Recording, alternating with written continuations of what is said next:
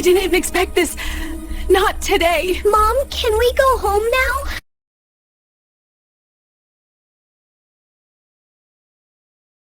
I thought I had the perfect life, the perfect marriage.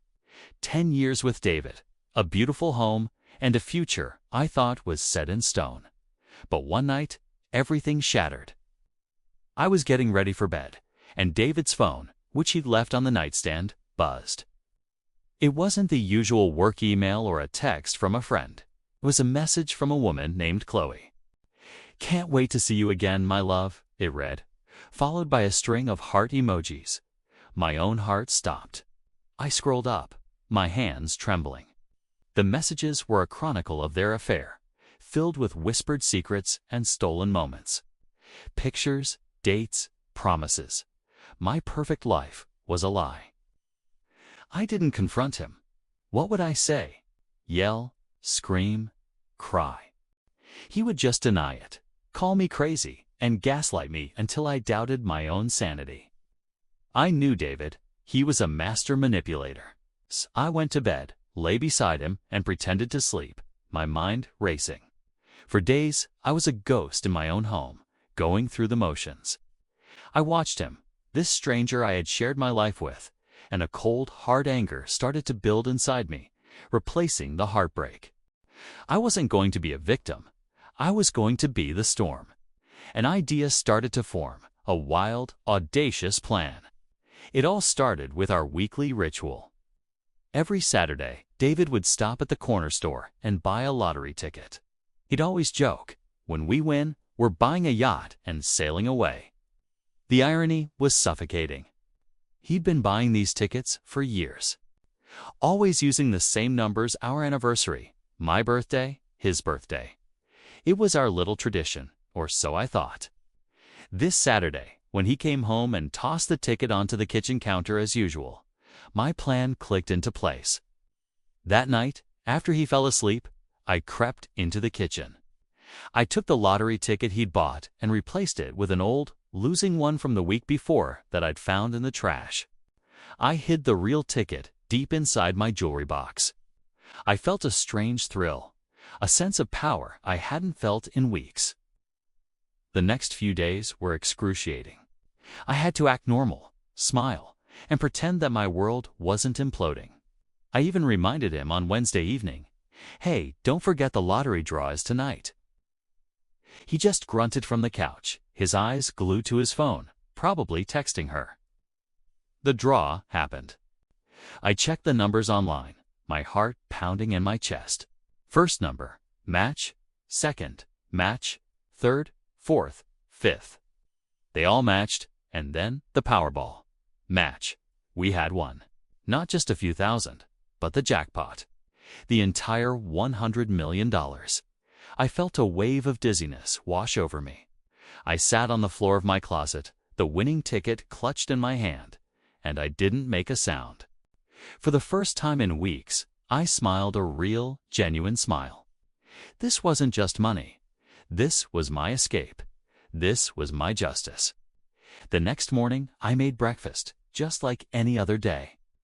David came into the kitchen, yawning. "Did you check the ticket?" he asked casually. I shrugged. "Not yet. You can check it." I handed him the fake losing ticket I'd planted.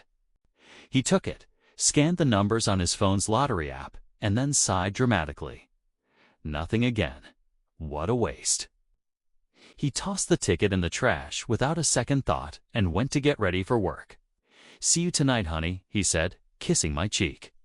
The coldness of his touch sent a shiver down my spine. That day, I didn't pack. I didn't write a dramatic note. I just made a few phone calls. The first was to the top divorce lawyer in the city. The second was to a financial advisor. I explained the situation, and they immediately started drawing up the paperwork. By law, since the ticket was purchased during our marriage, the winnings were marital property. But my lawyer had a plan. We would file for divorce, and during the discovery process, we would reveal the winning ticket. David's documented affair, his lies, and his emotional abuse would be laid bare in court. His infidelity would give me a massive advantage in the settlement negotiations. The following week was the final act.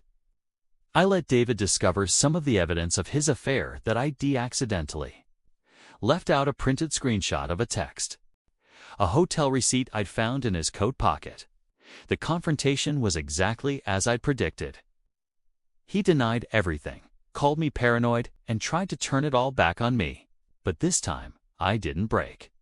I just looked at him calmly and said, "David, I want a divorce." His shock was almost comical. He thought he held all the cards. He thought I was a weak, dependent wife who would never leave him. He had no idea what was coming. A few days later, he was served with divorce papers. He was furious, calling me, screaming that I was throwing away our lives. He still thought he was in control. Then came the letter from my lawyer.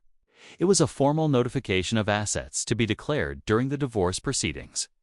Listed right at the top was lottery winnings, $100 million. I wish I could have seen his face at that moment.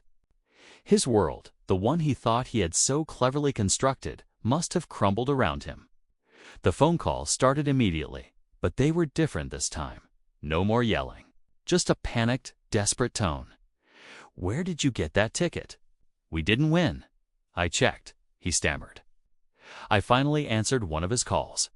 "You checked the wrong ticket, David," I said, my voice steady and clear. "You were so busy with Chloe, you didn't even notice.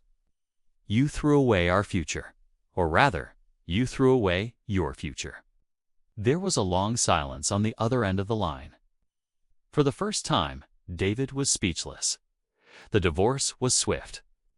Faced with the mountain of evidence of his affair and the public humiliation it would cause, he settled quickly.